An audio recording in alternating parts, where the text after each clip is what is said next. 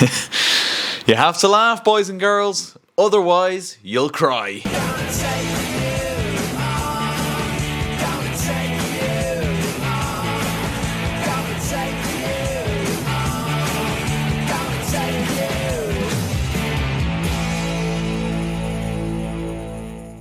Hello guys, how are you getting on? My name's Aaron Kelly. You're very welcome back to another episode of the Premier League Verdict today. I hope you guys are keeping well. If you go on to enjoy this video, don't forget to slap a like on it and subscribe if you are new. This season is just silly. It's just silly. Like, we're getting a potential Arsenal bottle job again when it looked so dead set on happening. Is it going to happen again? We'll discuss it today. Tottenham might be getting relegated. I know. I don't know what's going on. I don't know anymore. Manchester United looked in the clear for Champions League, for top 3 even. I said it weeks ago.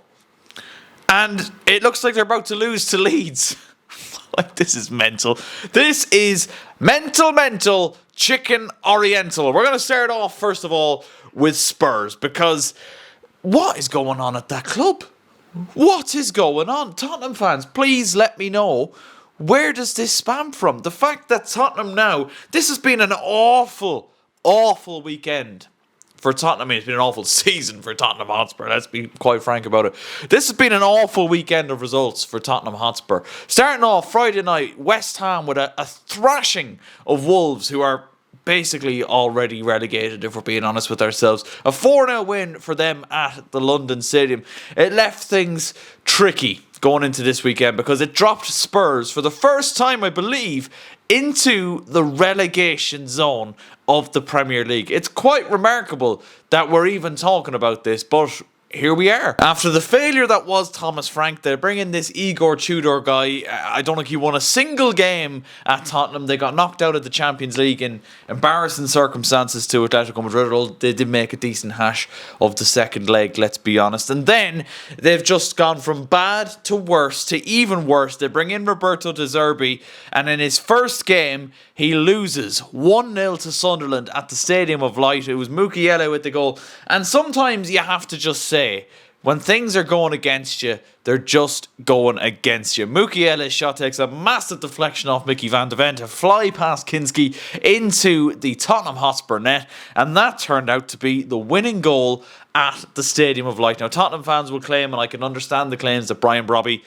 could very well have been sent off on a number of occasions. To be fair, he was booked, and then the one that kind of the straw that broke the camel's back, if you will, was him pushing Christian Romero into Kinski, injuring the two of them in the process. I believe Romero's done his ACL or his MCL, and he's out for the remainder of the season now. But Tottenham, 18th in the Premier League, in the relegation zone, and I think it's, let me just double check here, 2 points from safety.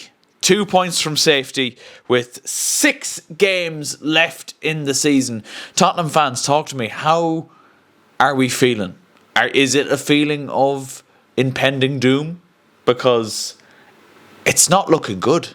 It really isn't. And if we look at Tottenham's remaining games in the Premier League this season, De Zerbi against his former team in the next game, which is Brighton, of course. Away to Wolves in the next game after that, which you'd think should be a win. Villa next, Champions League chasing Villa, currently in the top 4. Villa. Leeds next, who are on a good run, may still be fighting for their survival as well, come that point in the season as well, when they face on the 11th of May. Then they travel to Stamford Bridge to face Chelsea on the 17th, and then the final game of the season is at home to Everton at the Tottenham Hotspur Stadium. I mean, how many points he's getting, lads? Like, genuinely, how many points he is getting from those remaining games? And it's just gone full time as I'm talking at Old Trafford. Leeds United have beaten Manchester United by 2-1. Absolutely incredible scenes. And as I look at the table here, Leeds United are now 6 points clear of the relegation zone, only 4 points away from that magic 40 spot. And for Manchester United, like I said, they looked home and dry, but now are level with Aston Villa, who are in 4th. and only 2 points, 3 points, I do correct myself, off Liverpool, who are in 5th. But look, the Premier League are going to get that 5th spot due to the coefficient, and the way it's going, we'll talk about Chelsea in a bit. I don't think that top 5 is going to change at the minute. Shall we talk about Arsenal then? In the title race, they had a chance to go 12 points clear with 6 games to go. They host Bournemouth at the Emirates Stadium on Saturday lunchtime, and it's been a bit of a weird couple of weeks for Arsenal. Knocked out, of course, beaten, should I say, in the Carabao Cup final by Manchester City. Knocked out of the FA Cup by Southampton. Stumbled across the line in their first leg against Sporting Lisbon. It'll be interesting to see how that second leg goes. I do think they should safely make it through to the Champions League semi-finals. But then you'd think, look, we're in the league still. We're still very much clear at the top of the table. Should be okay. Should not rock us too much, but rock them it certainly has. Now we look at a situation where Manchester City are only 6 points off Arsenal with a game in hand and still having to play Arsenal. There's only 3 goals in the goal difference as well. It's getting to squeaky bum time. It's absolutely getting to squeaky bum time for Arsenal. They were defeated 2-1 by Bournemouth at the Emirates, like I said. Alex Scott with the winner inside the last 15-20 minutes. And Arsenal never looked likely. They never looked likely. Even though they get, at best, a suspect penalty which Gyökeres scores, they never created anything. And this is the biggest problem with Arsenal. Having a strong defence and playing dogged haramball football, as we've been calling it, can only get you so far, I do believe. Now, they might still, face Manchester City and absolutely park the bus and throw it all behind and just try and grind out a draw from that game, because I don't think Arteta, we've seen it well back earlier on in the season. I think it was the second game. We talked about it on this channel in a longer form kind of podcast, actually, where Liverpool hosted Arsenal at Anfield, and Arteta did not go out to try and win that game. He went out to try and grind out a draw, and in the end he got nothing thanks to Dominic Szoboszlai's free kick. He may try and do the same against Manchester City, and he may well come unstuck. Manchester City, like I said, a 3-0 win over Chelsea at Stamford Bridge, and there's lots of variables to talk about here, but Manchester City, I will say, in that second half looked absolutely fantastic and looked like champions, to be honest with you. They're coming good at an unbelievable, perfect time of the season, I think it's fair to say, between their Carabao Cup final win. They're playing the best football in the league, and they're showing that experience and grit that being former champions gives you.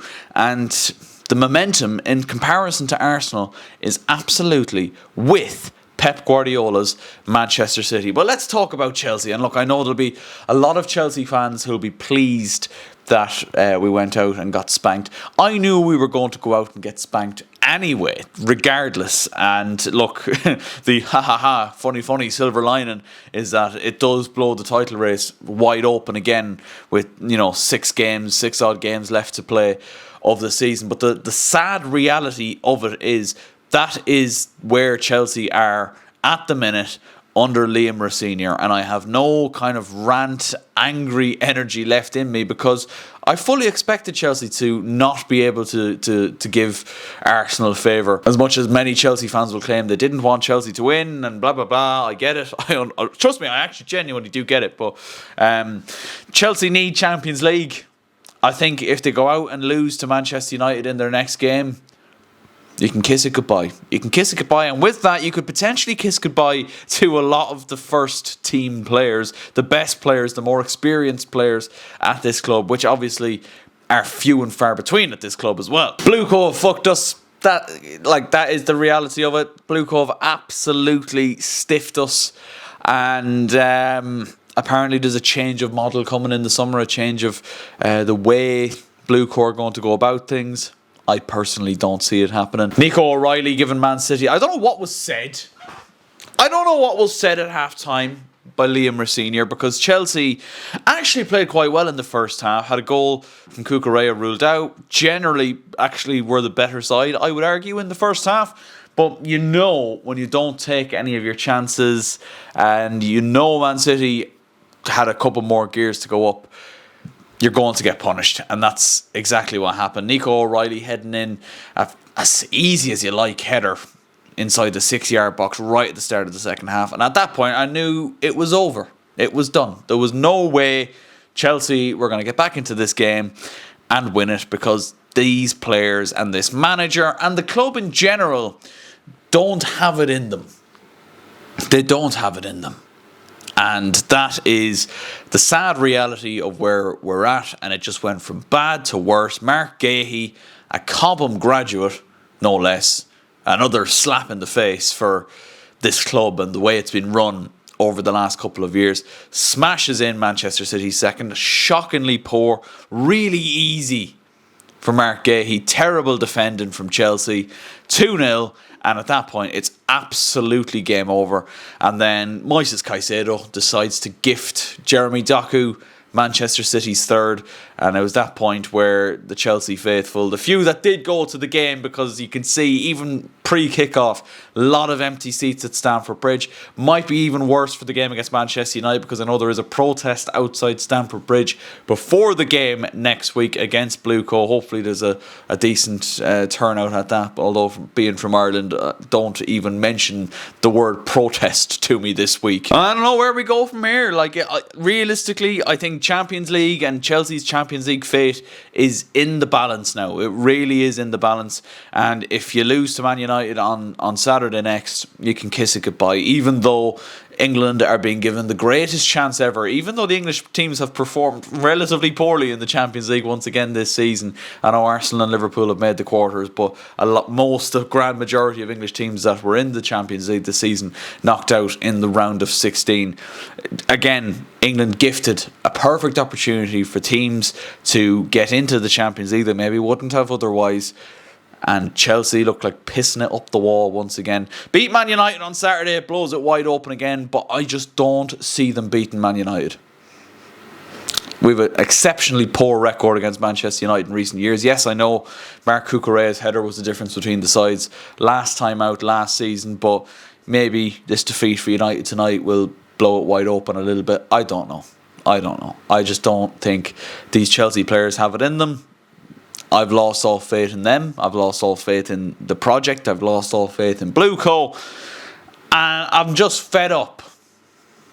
I'm fed up with this season. I'm fed up with Chelsea. The only saving grace would be that if Arsenal somehow, and I don't think they're going to do it, I do think Arsenal will still win the league, but if Arsenal somehow bottle the league and Tottenham get relegated, that's the only thing that can help me look back on this season with any sort of fondness. But I don't think any of those things are going to happen, but who knows? I've been known to be wrong in the past. That's where we'll wrap it up, lads. Let me know your thoughts and opinions in the comment section down below. Are Arsenal going to bottle it? Are Spurs going to get relegated? Or will Chelsea make Champions League? Let me know your thoughts on all of these questions in the comment section down below. Leave a like if you did enjoy. Subscribe if you are new. And we'll see you next time. See ya!